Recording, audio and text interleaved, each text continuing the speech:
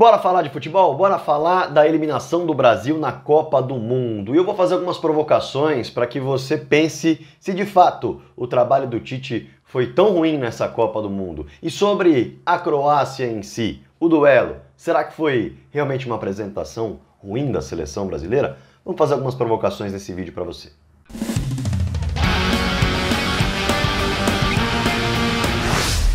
Bora falar de futebol? Inscreva-se no canal do Fragoso, ative o sininho por aqui também, tá? E já deixa o seu like que dá uma moral danada pro trabalho. Aliás, depois do vídeo, faz o seguinte, deixa um comentário aqui embaixo, deixa a sua opinião, tá? É o seguinte, eu vou fazer algumas provocações sobre essa seleção pra gente pensar um pouco duas questões que começam a bombar no ar. Brasil jogou mal contra a Croácia? Essa é a primeira questão. Segunda questão, o Brasil fez uma Copa do Mundo ruim? Essa é outra questão que muita gente se coloca. E aí eu vou fazer algumas provocações. Primeiro vamos falar do duelo contra a Croácia. O Brasil é eliminado nos pênaltis em dois tempos bem diferentes antes da prorrogação, que também é um caso à parte. Vamos lá.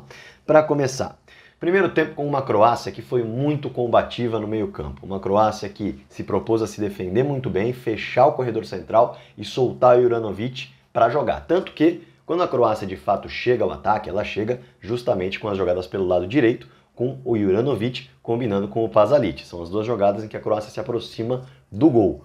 De resto, a Croácia muito mais travou o Brasil do que propriamente foi perigosa. Só você olhar, por exemplo, os números de desarmes e também os números de duelos aéreos e terrestres, quando os jogadores se enfrentam. Para você ter uma ideia, eu anotei aqui. No primeiro tempo, nesses números, a Croácia tem 42 duelos ganhos e desarmes conquistados. São 42 ao todo. O Brasil, 24.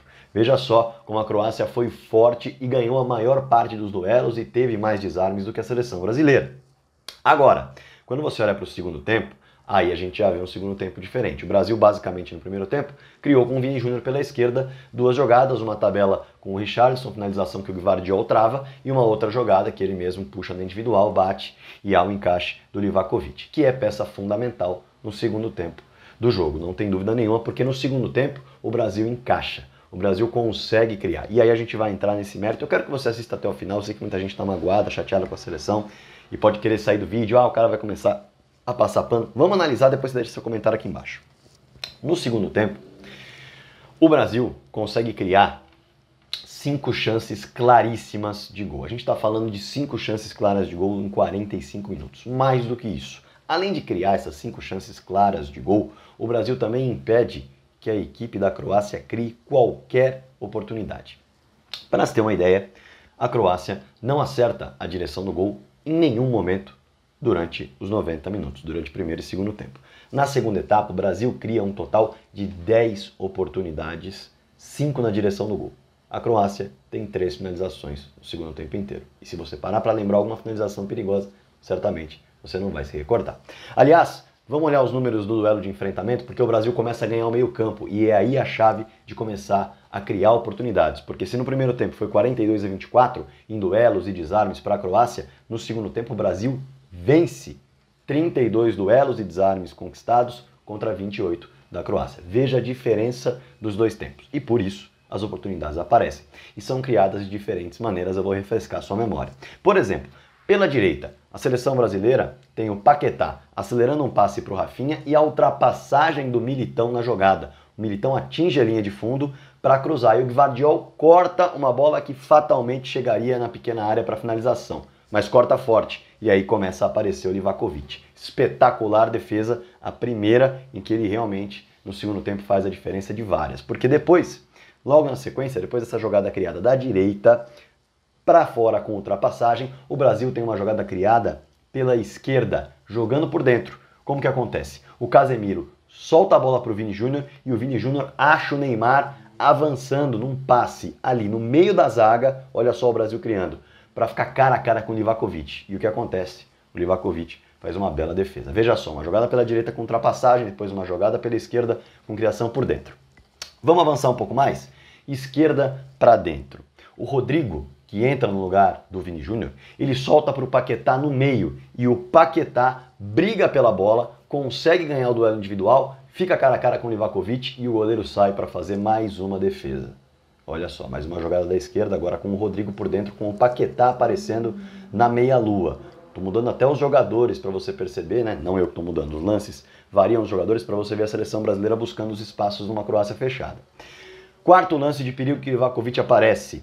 É uma jogada que vem toda por dentro, com o Rodrigo achando o Richarlison no passe nas entrelinhas, o Richarlison rapidamente fazendo esse passe para o Neymar ficar de novo cara a cara com o Livakovic, tá lembrado? E o Livakovic faz o quê? Faz outra grande defesa. E aí tem um outro lance que é da direita para dentro com o Antony. Veja, o Vini Júnior foi crucial para criar no primeiro tempo, num primeiro tempo ruim. A gente tem o Rafinha fazendo jogada de ultrapassagem com o Militão. A gente tem o Casemiro jogando com o Vini, achando o Neymar. A gente tem também o Rodrigo achando o Paquetá por dentro. A gente tem o Rodrigo achando o Richarlison para o Neymar infiltrar. E a gente tem o Antony pelo lado direito, que dá um elástico no meio de dois jogadores. A bola sobra para o Casemiro, que está passando pela direita. Eu achei bem curioso isso.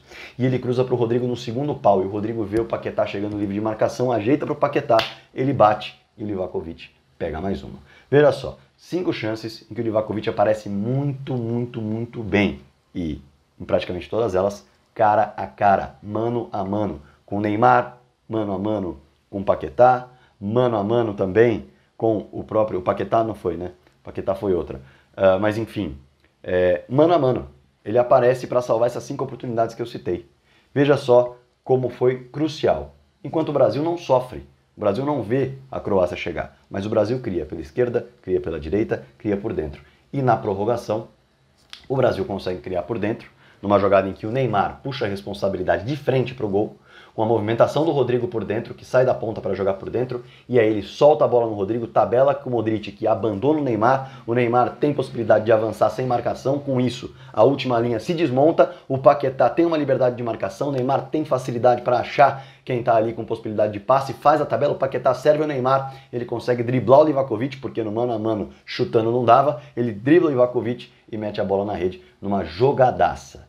Veja só, o Brasil abriu o placar na prorrogação. E aí vem justamente o grande ponto desse jogo. A seleção brasileira toma um gol de contra-ataque em vantagem no final do segundo tempo da prorrogação, com boa parte do time praticamente da intermediária para a grande área. Ofensiva. É algo que é impensável você ter a vantagem no final de uma prorrogação com todos os exaltos e você ter todo o seu time lá na frente com a perspectiva de levar um contra-ataque. E o Brasil leva um gol de contra-ataque, que para mim foi um erro crucial, o erro que matou o jogo, porque nos pênaltis aí valeu-se melhor a Croácia, num jogo que é totalmente diferente, que é o jogo das penalidades. Falando então desse confronto, o Brasil foi melhor, o Brasil se impôs, o Brasil criou, o Brasil marcou, inclusive, mas teve o erro absurdo que desmoronou tudo. Pensa bem, olhando para esse jogo, o Brasil foi eliminado, isso machuca, isso dói. Mas pensa bem, se fosse um campeonato de pontos corridos, a Copa do Mundo tivesse várias rodadas, não fosse um torneio eliminatório, olhando para o que as seleções apresentaram, olhando para o que o Brasil apresentou, depois desse empate, porque não haveria penalidades, depois desse empate contra a Croácia, jogando o que jogou no segundo tempo, impedindo o adversário de jogar como impediu no segundo tempo, e no primeiro também, primeiro com mais dificuldade, mas fundamentalmente no segundo tempo. Você tiraria o Brasil dos favoritos para a conquista desse torneio? Pensa que é um torneio não mata-mata, não que elimina, mas de pontos corridos, que premia quem está com o trabalho mais consolidado, quem está jogando melhor, quem está com mais solidez defensiva e criatividade. Você tiraria o Brasil dos favoritos depois desse empate com a Croácia? Eu acho que você não tiraria. Mais do que isso, se o Brasil não faz a bobagem que fez no lance do contra-ataque, toma um empate e leva o jogo para os pênaltis, será que nós não estaríamos falando novamente da solidez defensiva do Brasil, que no primeiro tempo oscilou com 2 lances que o Ivanovic escapou, mas que encaixa, e aí na prorrogação o Brasil também tem um susto numa escapada da Croácia, e o Brasil consegue o gol nessa jogadaça, furando o bloqueio de 5-4-1 da Croácia? Será que a gente não falaria que foi um sufoco, que a Croácia tem muitos méritos em segurar o Brasil, mas que o Brasil conseguiu criar bastante e colocou a bola na rede numa jogadaça construída por dentro, sem ser ao acaso? Será que nós não estaríamos elogiando? Claro, com um sinal de alerta de que foi difícil, de que a defesa da Croácia foi muito bem armada, e foi mesmo. Mas será que não haveria elogios para a atuação do Brasil? Bom, para você ter uma ideia, O Brasil deixa a Copa do Mundo hoje como a seleção que mais criou oportunidades de gol entre todas as seleções da Copa. Deixa como a seleção que mais finalizou e que melhor finalizou, ou seja, mais acertou a direção do gol, inclusive. O Brasil deixa a Copa do Mundo como a seleção, em resumo, mais criativa e com melhor finalização, que gera mais perigo ao gol adversário. O Brasil deixa a Copa do Mundo, a gente fala muito da solidez defensiva, nos jogos em que a seleção colocou o time titular, contra Suíça, contra a Sérvia, contra a Coreia e contra a Croácia, sofrendo no tempo normal 6 finalizações ao todo no gol.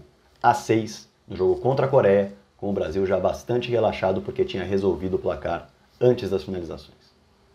Veja a solidez defensiva que o Brasil apresentou, mas o futebol, ele é maravilhoso por isso. Nós estamos falando de uma Copa do Mundo em que o detalhe resolve porque são jogos eliminatórios. Mas daí começar a caçar e falar que as coisas não estão, o trabalho não foi bem feito, as coisas não foram bem feitas, a convocação foi errada, faltou muita coisa. Veja o que eu acabei de citar. Veja os dados que eu acabei de colocar. Veja o jogo que o Brasil fez contra a Croácia, principalmente no segundo tempo. Veja os números que o Brasil apresenta na Copa do Mundo. Seleção mais criativa, a seleção que mais finaliza no alvo, a seleção que mais finaliza. Uma seleção que praticamente não sofre. Tomou o gol da Coreia já com 4-0 no placar. No tempo normal contra a Croácia, não levou gol. Foi levar, na grande bobagem que fez, que levou o jogo para os pênaltis. Contra a Sérvia e Suíça, o Alisson não trabalhou. Será mesmo que a gente tem que condenar o trabalho? Eu realmente acho que não.